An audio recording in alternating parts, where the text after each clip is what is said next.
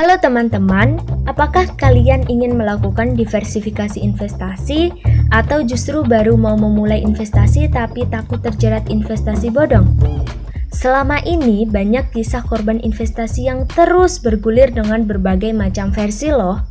Salah satunya kasus investasi kampung kurma yang pernah terjadi dan cukup menyita perhatian masyarakat, termasuk para pelaku bisnis. Tahun lalu, sampai Oktober 2020 saja, ditemukan 349 entitas investasi bodong, 75 gadai ilegal, dan 1026 vintage peer-to-peer lending ilegal. Khusus mengenai investasi ilegal, paling banyak berupa forex trading sekitar 300. Berdasarkan data Otoritas Jasa Keuangan atau OJK di tahun 2019, menunjukkan indeks literasi keuangan nasional mencapai 38,0, sedangkan indeks literasi keuangan di sektor syariah masih di bawah nasional, yaitu 8,93% pada tahun 2019.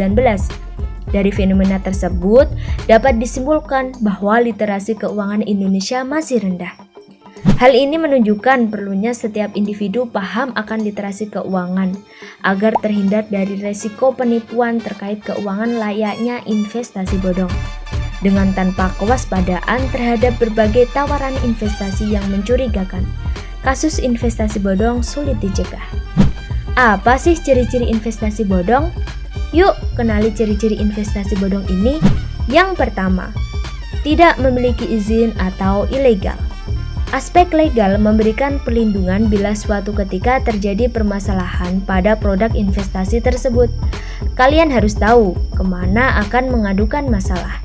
Nah, untuk menghindarinya, kalian bisa melakukan riset sebelum berinvestasi terkait cara kerja, aset, pemimpin, sampai legalitas perusahaan.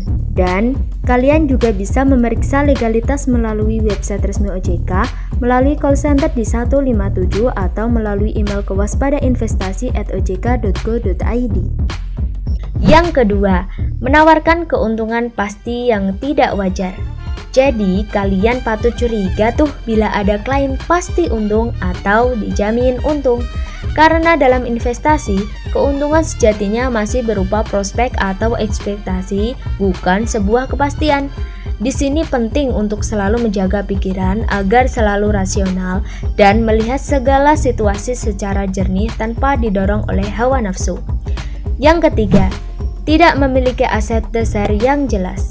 Nah, dalam jebakan investasi bodong, pengelolaan dana investasi tidak ada kejelasan kemana uang investor akan diputar dan bagaimana dana tersebut dikelola.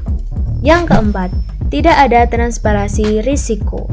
Jadi, kalian harus waspada bila ada tawaran investasi yang hanya melulu membicarakan keuntungan tanpa memberi penjelasan yang transparan tentang risiko-risikonya. Maka hindari promotor yang tidak dapat menjelaskan rencana bisnis perusahaan ya. Yang kelima, bergantung pada rekrutmen investor baru. Nah, ini adalah ciri penting sebuah investasi bodong yang memakai skema Ponzi, di mana keuntungan yang dibayarkan pada investor sebenarnya berasal dari uang investor itu sendiri atau dari investor yang baru masuk. Jadi teman-teman, lebih baik jika beralih ke investasi syariah kan?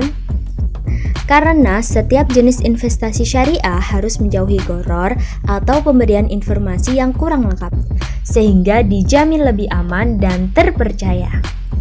Sebelumnya, teman-teman tahu nggak sih investasi syariah itu apa? Investasi syariah adalah suatu penanaman modal yang dilakukan masyarakat dengan tujuan untuk mendapatkan keuntungan sesuai dengan prinsip-prinsip Islam dan hukum Islam. Kira-kira apa sih yang membuat orang tertarik untuk investasi berbasis syariah? Alasan utamanya adalah mereka menemukan keuntungan yang besar dari semua itu. Investasi secara umum memang sudah memberikan keuntungan, namun investasi dengan label syariah jelas bisa memberikan keuntungan yang lebih. Tidak hanya untuk umat muslim, namun juga yang lainnya. Daripada bingung memilih jenis investasi yang aman dan terus-terusan terkena tipu investasi bodong, lebih baik kalian menjatuhkan pilihan ke investasi syariah kan? Karena 1. Investasi syariah menguntungkan dunia dan akhirat. 2. Manajemen investasi yang islami. 3. Terhindar dan terbebas dari riba. 4. Terhindar dari maisir. Dan kelima, terhindar dari gharar.